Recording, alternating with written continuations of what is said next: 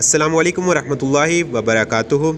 आज हम जमात हफ्तुम यानी कि 7वीं क्लास का चैप्टर शहरी दफ़ा जो कि माह नवंबर का चैप्टर है, इसे रीड करते हैं, उसको पढ़ते हैं। शहरी दफ़ा का मकसद ये है कि आवाम या मुल्क के आवाम अगर किसी नागानी आफत आ पड़े तो आवाम ख़ुद एक दूसरे की मदद कर सके। दूसरे लफ्ज़ों में इसको अपनी मदद आप करना भी कहते हैं। दुनिया के अक्सर ममालिक में शहरी दफ़ा की तालीम भी दी जाती है और इसे काफ़ी हद तक ज़रूरी समझा जाता है जितना कि दूसरे उलूम को। शहरी दिफ़ा की तंजीम सरासर खिदमत खल्क पर मबनी है, इसलिए इसमें बुनियादी तौर पर रज़ाकाराना जज्बा मौजूद होता है।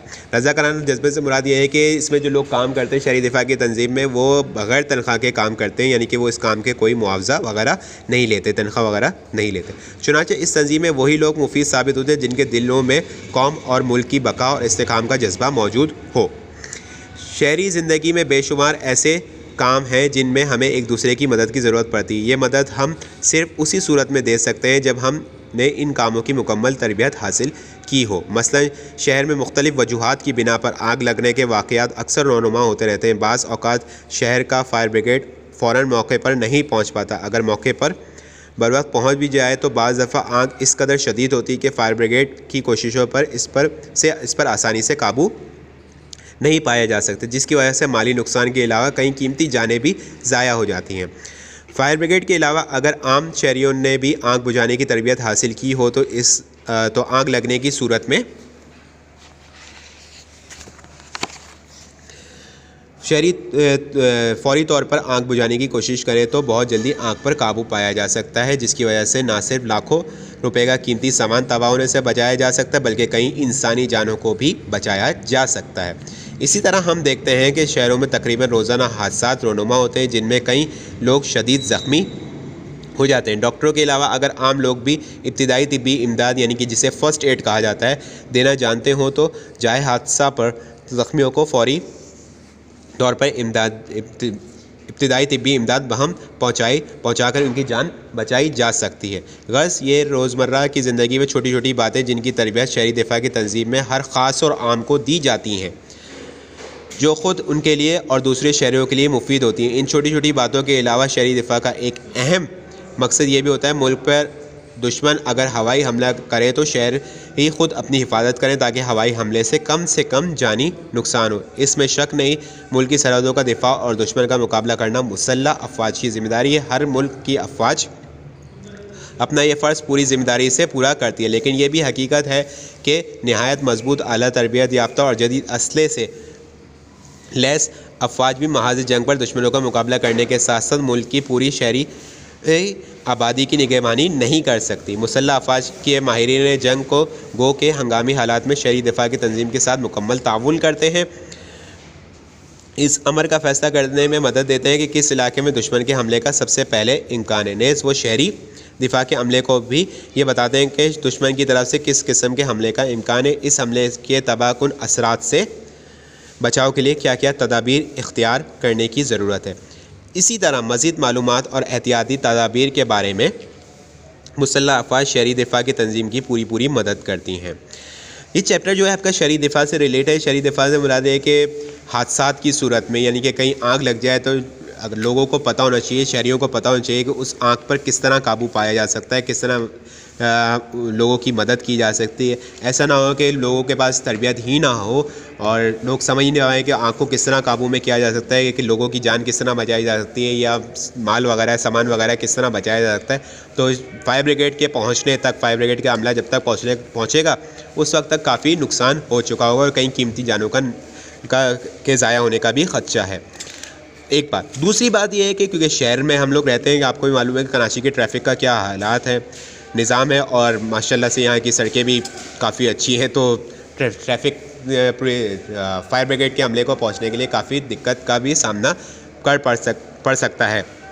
शहरी दिफ़ा की तंजीम का मकसद ये है कि आम शहरियों तक, आम लोगों तक इस तरह के मुसीबत से या आफात से बचने की तरबियत होनी चाहिए।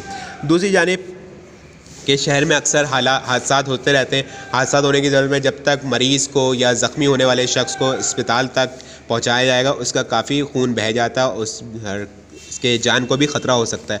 अगर आम शहरियों में इब्तिदाई तिब्बी इमदाद की आगाही होगी तो मौके पर ही आम शहरी उस ज़ख्मी होने वाले शख्स को इब्तिदाई तिब्बी इमदाद पहुंचा सकते हैं और जिससे उसकी जान बचाने में काफ़ी मददगार साबित होगा।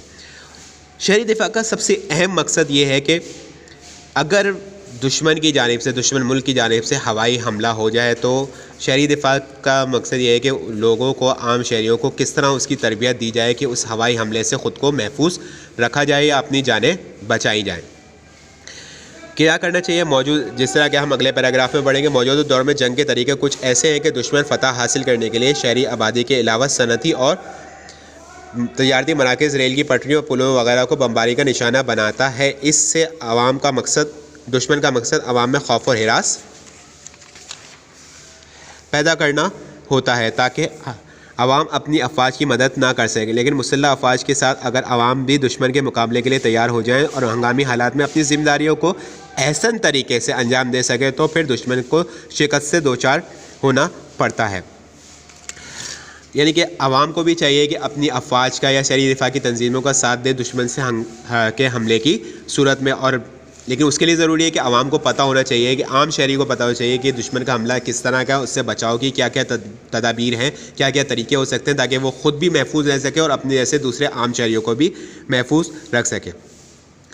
अच्छा, हवाई हमले की सूरत में तो क्या क्या काम करने चाहिए?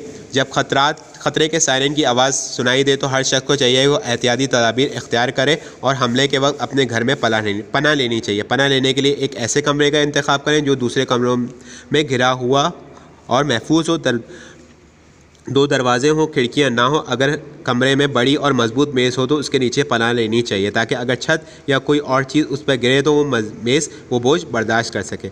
घर के पास अगर खंदक वगैरह हो तो ख़तरे का सायरन होते ही इसके अंदर चले जाना चाहिए। खंदक के अंदर एड़ियाँ उठाकर बैठें। कानों में उंगलियां या रुई ठूस लें। दांतों के दरमियान रबड़ या कोई कपड़ा वगैरह रख लें। बच्चों के मुंह में चुसनी वगैरह दे दें ताकि धमाकों की सूरत में दांत मुंह को नुकसान ना पहुंचाए, क्योंकि धमाका काफ़ी शिद्दत होगी धमाके की तो उससे कान का पर्दा भी फट सकता है और दांत से मुंह को यानी कि होठों वगैरह को, ज़बान वगैरह को नुकसान भी पहुंच सकता है। इसके अलावा किसी मजबूत चीज़ के नीचे या किसी ऐसे कमरे में पनाह लेनी चाहिए जो बाकी कमरों के दरमियान हो ताकि वो कमरा तबाही की सूरत में महफूज रह सके। या अगर कमरे में कोई ऐसी मजबूत मेज़ वगैरह मौजूद है तो कमरे के साथ साथ उस मेज़ के नीचे पनाह लेनी जाए ताकि कमरे की या छत वगैरह गिरे तो उस छत के नुकसान से महफूज रहा जा सके। ये एक छोटा सा चैप्टर था शहरी दिफा के हवाले से। तालिब इल्मों, अगर आपको किसी भी बात की कोई प्रॉब्लम हो तो आप कमेंट सेक्शन में कमेंट करके पूछ सकते हैं। इस चैप्टर का काम आपको व्हाट्सएप पे अवेलेबल होगा। वस्सलामु अलैकुम वरहमतुल्लाहि वबरकातुहू।